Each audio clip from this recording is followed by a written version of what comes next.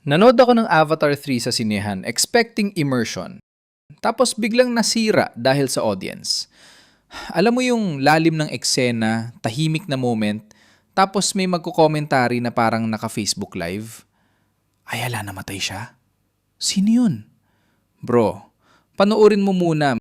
May nagsi-cellphone na naka-full brightness, parang may mini sun sa row namin. Yung iba late pumasok, ilang beses pabalik-balik, parang field trip. Tapos may batang umiiyak, may nag-aabot ng popcorn sa gitna ng pinaka-importanting scene.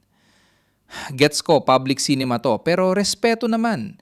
Hindi lahat ng nanonood gusto ng live reaction video. Avatar pa to. World building, visuals, tahimik na beats. Kailangan mong lunukin yung experience. Pero hirap ma-immerse kapag mas maingay pa audience kaysa sa alien creatures. Maganda yung pelikula, solid yung mundo. Pero minsan, ang tunay na villain hindi CGI, kundi yung katabi mong walang cinema etiquette.